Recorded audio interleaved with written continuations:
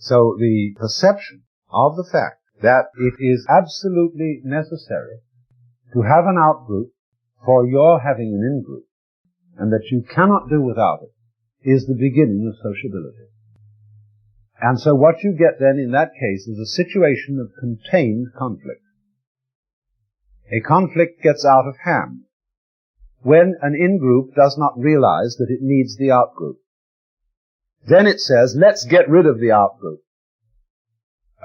Get the dirty communists off the face of the earth. But do you realize what a fix we'd be in without communists? The whole economy would fall apart, because there would be no external threat. And the communists are in exactly the same situation. Their kind of politics would fall apart unless there were some wretched capitalistic imperialists with whom they could contrast themselves and against whom they could organize their energies. Because it is a curious thing that it's very difficult to get human beings to organize their energies for something pleasant. It's only under fear, under external threat to their life, that human beings will really get busy and cooperate. So, the solidarity of any group of human beings depends to an enormous extent on an external menace. And therefore that menace is friendly to the solidarity and the cooperative enterprise of the group. And this will be true of big groups as well as of small groups. Even people who say in matters of religion, that religious exclusivism is bad, that bigotry is terrible, those same people are actually playing a game called, I'm more tolerant than you. And so constitute an in-group of the tolerant, opposed to the out-group of the bigots. There's no way of getting away from this, except by transcending it with a sort of humor. When you see that the two groups need each other, you start laughing. When, for example, if I have people who argue with me with contrary opinions and who belong to different religions, I can't get mad about it, because I realize that I wouldn't know what I thought unless somebody disagreed with me. And therefore, your disagreement is necessary to the preservation of my opinions. And this is the secret of humor. So,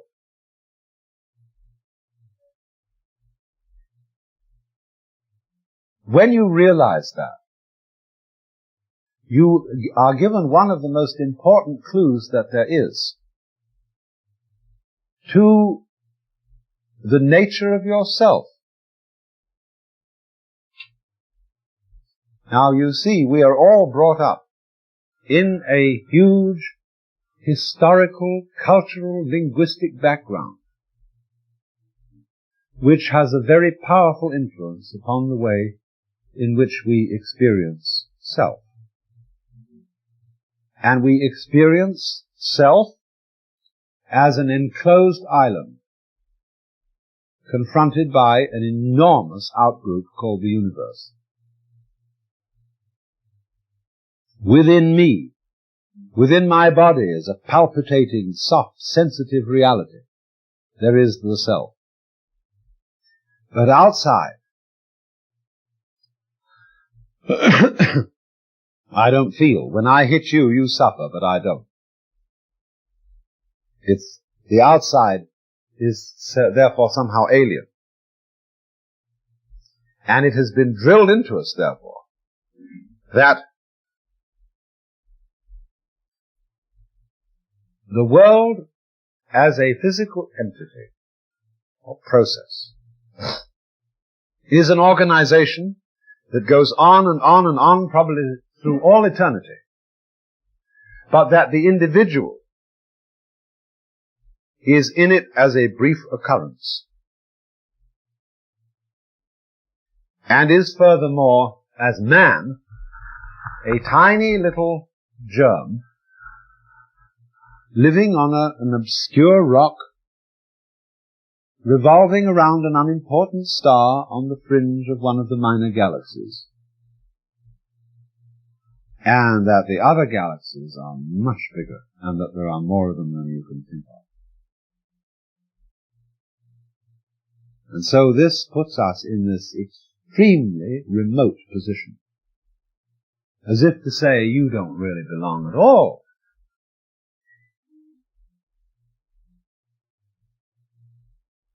Now, I explained yesterday a new cosmology, where we can surely say that any point in the universe can be regarded as the center of it. There is no absolute center, but all points are the center.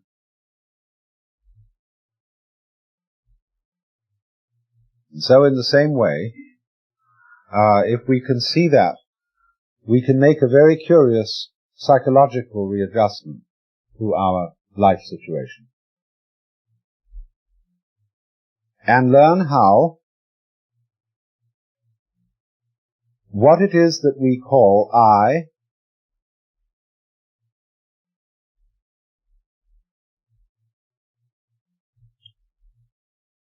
is not a poor little puppet,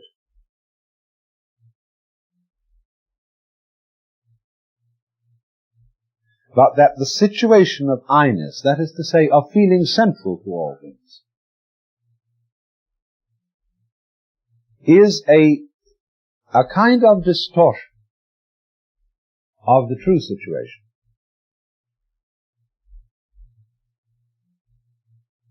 which is that I-ness and being, I-ness and existence are the same thing. Only, just as the sense of self requires the sense of other, the sense of being here requires also the interval of apparent nothingness, which we call death.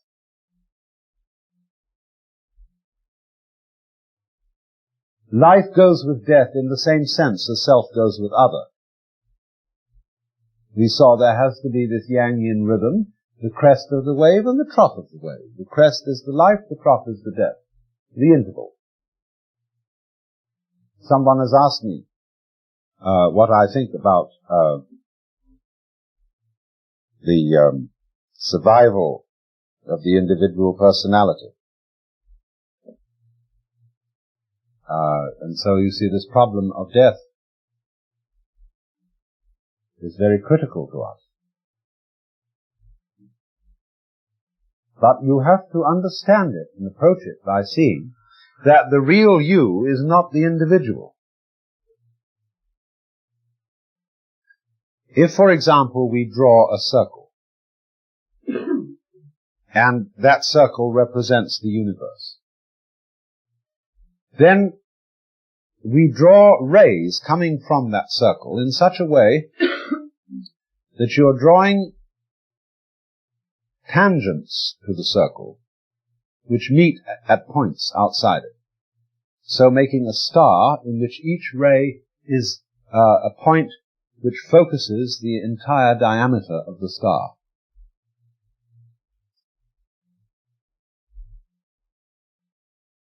Now turn it inside out,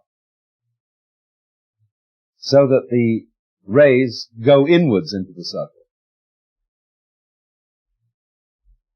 so that inside the circle, the whole circle focuses itself at innumerable points within it. And then you have something like what we are. I said, using the astrological illustration, that the soul is not in the body, but the body is in the soul. The soul is the whole universe, focused at a particular time and a particular place, a here and now. And that is what you really are. In other words, those galaxies that are immensely far off and which you could think would have nothing to do with you at all. All that's in you. And what you call your body, your brain, your nervous system and so on is in you too. Now you can never get at, just as we can't get at the whole universe, in the sense that if there is only one ball in space and that one ball constitutes the whole universe, I showed you that we couldn't say whether that ball was moving or standing still because there is nothing else in relation to which it moves or stands still. So there's something about the universe as a totality which is always indescribable and unget-atable. Now that is the same indescribability and unget-atability as your own mind.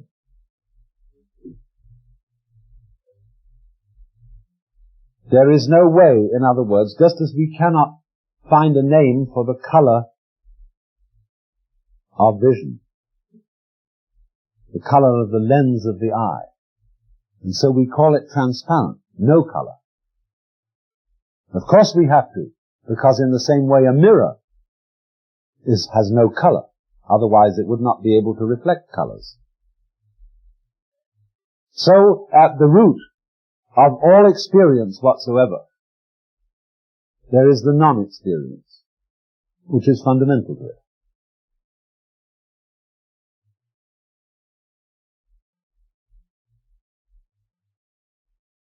So, because of the invisible and intangible nature of this reality, one tends to forget all about it.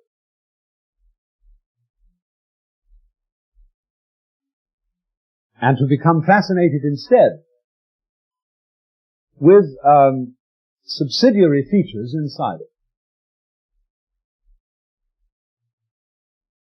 Because it has no color, no shape, at least none that could be defined, because it would have to get outside itself to define its shape. And therefore, for all practical purposes, it doesn't have any shape. Therefore, it slips out of attention, and especially out of conscious attention, because, as I pointed out to you, conscious attention always is a concentration on figures in contrast with backgrounds. And so, naturally, the total background of everything that's going on, this is again what Tillich means by the ground of being, escapes attention. It is the very first thing we fail to notice. And so in this way we become absolutely fascinated with all the things going on inside it.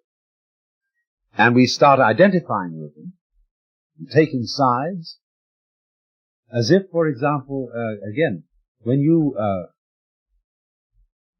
read the newspaper, and you read out about all the terrible things going on, you find you get worked up. You get mad about this, that, and the other. And before you know where you are, you're completely absorbed. It's just in the same way as going to a play or in the cinema. You get infuriated, you get excited, you get you've identified, you see, with the contests going on. If you could look at your blood with a microscope and see all the different kinds of creatures in your blood eating each other up, you would think that you were in grave mortal danger if that side is going to win. Wowee, look at that poor thing, and that's part of me.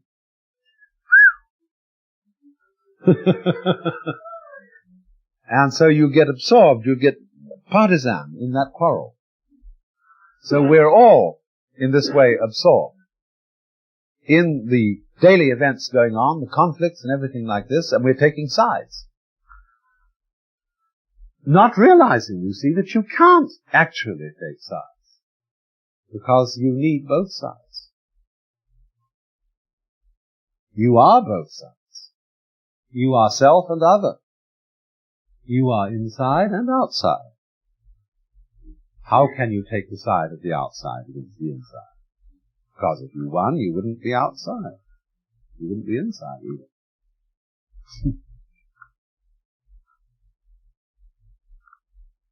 So then, the project of ways of liberation, like Hinduism and Buddhism and Taoism, is to restore to the fascinated individual an awareness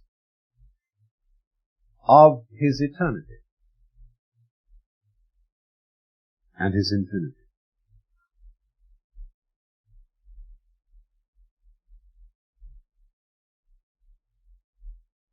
Not necessarily in terms of what we ordinarily call personal immortality, a system in which we would be able to go on into a future life with memories of all the past lives in which we have lived, or past times in which we have been, so that I could address myself to the pleasures of heaven in the person of Alan Watts. I think there might be something mutually exclusive about that.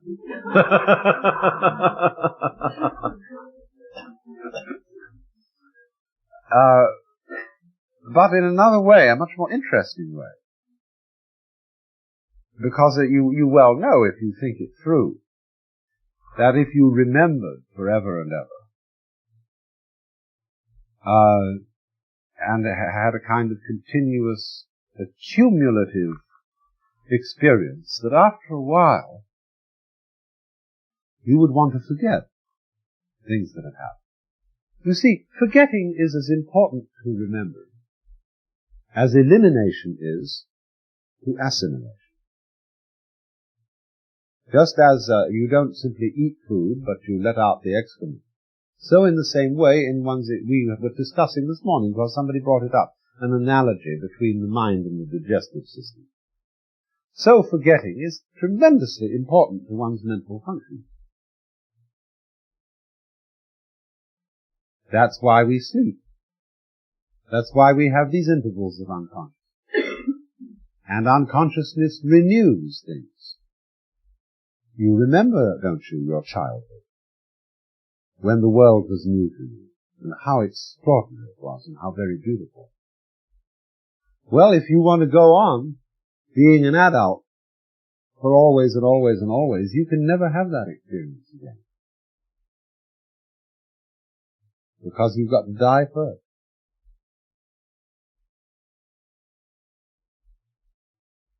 And see it all anew.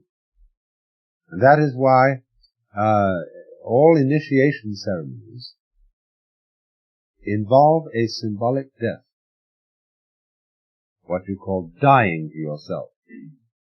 In various rituals, people are put in coffins. And all books of the dead, like the Tibetan Book of the Dead and the Egyptian Book of the Dead, actually are coded references to initiation rites and initiation processes, whereby you die to come alive. And that is, for this reason, thinking about death is extremely productive. You know it's so difficult to think about death, isn't it? Imagine what it would be like for consciousness to cease and never occur again. To go to sleep and never wake up. This is a consideration which teases you out of thought. What would it be like to start out of nothing at all, as it seems that you did when you were born? That equally teases you out of thought. What is outside space? You see, all these questions, which are beloved of children, bring you to a point where you have to stop thinking. You can't possibly imagine. And that is a creative moment when thought is nonplussed.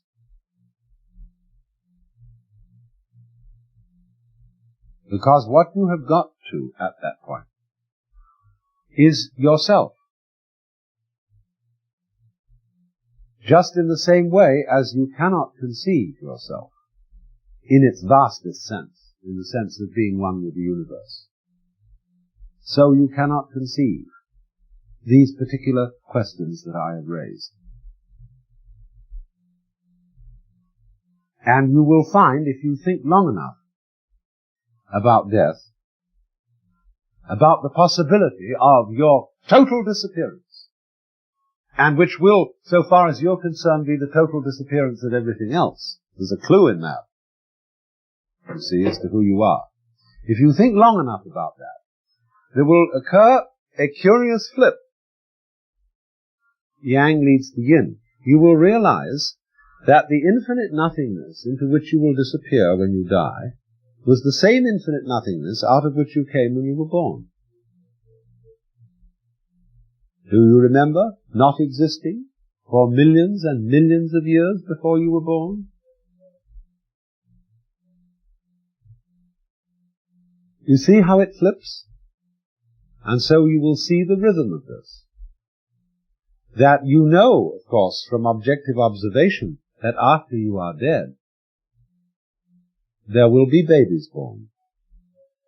Baby humans, baby snakes, baby beetles, baby spiders, baby fish, billions of babies.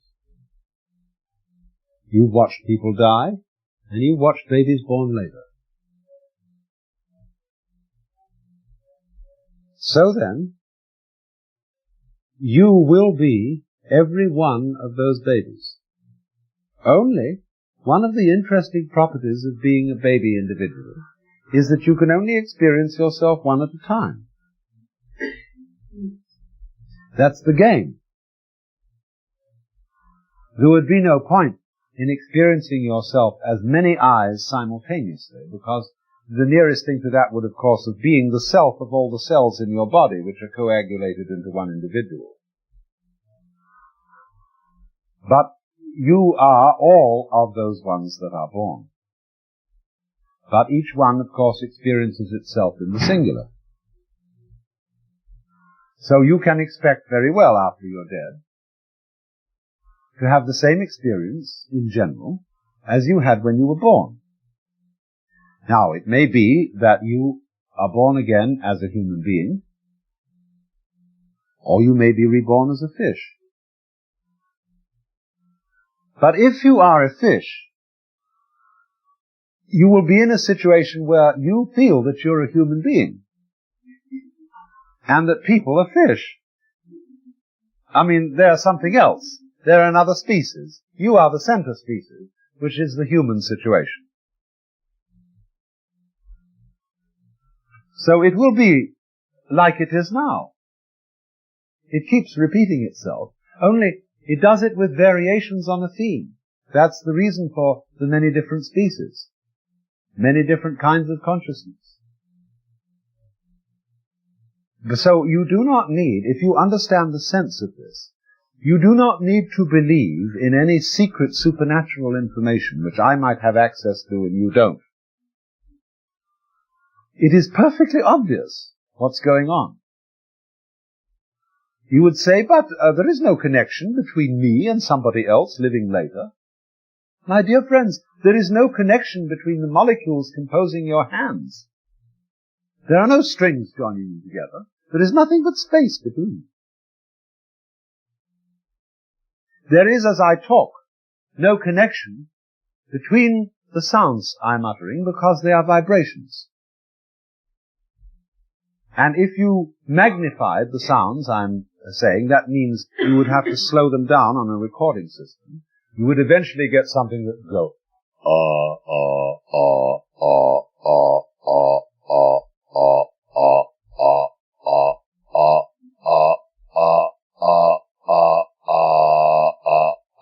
and you see, I can gargle that a little so that you can, I get deep bass enough, you can actually hear the texture of the sound. That is to say, you're beginning to hear the spaces in the vibration. What is the connection between these things? Well, you say as you listen to it while I'm talking to you, it makes perfect sense. Or it's just one sound. Sounds like it's one sound, continuous, but it's not. It's discontinuous. But when you look at it from far enough away, it looks like it's continuous. So it is with connections between lives. With connections between anything whatsoever. There are no connections. You can look at the universe from the prickly philosophy point of view and see it as purely discontinuous particles. Put, put, put, put, put, put, put, put. Machinery. But if you are a goo type person, you see it as all continuous. Wavy, you see, instead of going put, put, put. But both points of view are correct. So if you want to be continuous, you go a little bit to goo. If you want to be discontinuous, and some people would much rather be dead when they're dead, then you can go over to particles. But you must realize, you see, that the differentiation between particles and waves is a differentiation that is necessary to both sides of the difference. You'll always find this is so. Whatever kind of duality you make, you will never be able to escape non-duality, which is what holds dualities together. So, cheer up. The whole system is rigged. You're it. That was Alan Watts with part 4 from the seminar World is Play. Programs produced by Mastering Enlightenment's Arts. If you'd like a set of cassettes from the seminar World is Play, a total of 4 cassettes, you can order them by calling our toll-free 800 phone numbers, 1-800-759-2887. Easy to remember, it's just 1-800-75-WATTS. If you want to correspond with us and receive a complete listing of the lectures and seminars of Alan Watts, write us at MEA Box 303, Sausalito 94966. Remember, today's program was the last program in the series World is Play, and our address again, MEA Box 303, Sausalito 94966. Our toll-free number, 1-800-759-2887.